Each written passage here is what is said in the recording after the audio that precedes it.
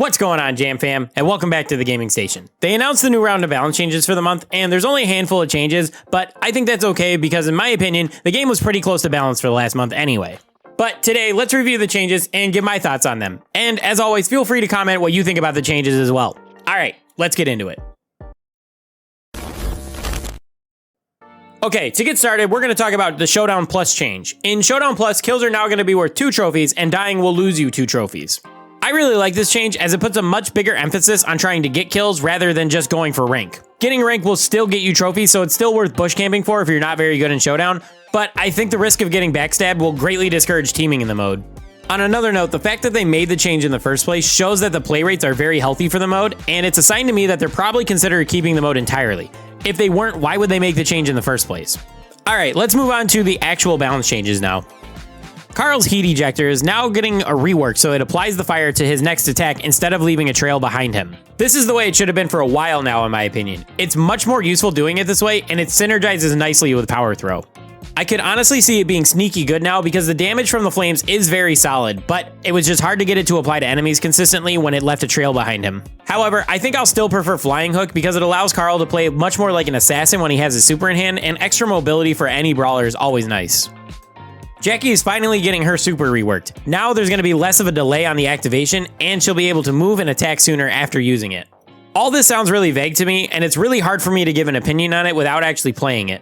However, I am very happy that Jacky's getting some attention because she's been pretty bad for a while, so I hope this makes a difference for her, but we'll have to wait and see how it actually works out in the long run. Okay, next up, both Belle's main attack and bounce damage are getting nerfed by about 5.5%. This is a really good nerf in my opinion. First off, Belle definitely deserved it because she's been a top brawler since she was released, and she's finally getting a nerf that addresses one of her issues. And secondly, I don't think the nerf is too heavy to the point where it will kill her. It will definitely affect her pick rates in some way, but I think she's still going to be viable because of the value her super and her gadget can bring to a team. But there will be better brawlers in terms of pure damage if that's what you're looking for. Overall, I'm really happy with this nerf, and I'm excited to see what it does to the meta. And finally, the big nerf of the month, Brock is getting killed again. It was a good month for Brock mains, but sadly, it's over. Brock's damage is getting nerfed by about 5%, which means at this point they've pretty much walked back the entire damage buff that he got last season, and on top of that, Rocket Fuel will no longer give him the 50% damage buff, meaning that it's basically been given the same treatment as Cold Silver Bullet. And if all that wasn't enough, they're reworking the way his main attack works now, so it has a bigger AoE damage at the end, but he also has a little less range. So I want to say that Brock did deserve a nerf, but this is way too much in my opinion. I think the Rocket Fuel nerf is fine. The damage and speed buff you got from it were very toxic, and it's what gave Brock the ability to 2-tap most brawlers. So I think if they had just stopped at the Rocket Fuel nerf, I think Brock would have been much better, but they kept going with it, and now they nerfed his damage again. Now, before that damage buff last month, Brock was a very fringe pick, and that was with Rocket Fuel still being very good. Now, Brock will do like 1500 damage, and with no help from his gadget, he will struggle to get kills on squishy brawlers. I honestly don't even see how Brock can even sniff the meta after all of that. And as far as the attack rework, I'm honestly not sure how to feel about it. I feel like the extra AoE at the end of the attack sounds nice, but cutting his range to compensate for it, considering the heavy nerfs that he already got, doesn't seem fair in my opinion. So yeah, Brock got his attack, his gadget, and his range nerfed. Rest in peace, Brock. It was nice knowing you. But that's going to do it for all the changes this month. It's a very short list with just 2 brawlers getting reworks and 2 brawlers getting nerfs.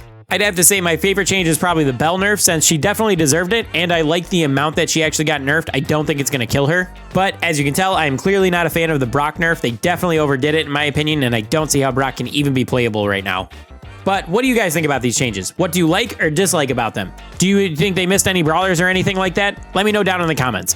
Drop a sub if you enjoyed this video, as I do these every single time they do a new balance change, so stick around, enjoy the content. But anyway, that's going to do it for me on this one. I want to thank you guys for watching, and I'll catch you in the next one. Peace.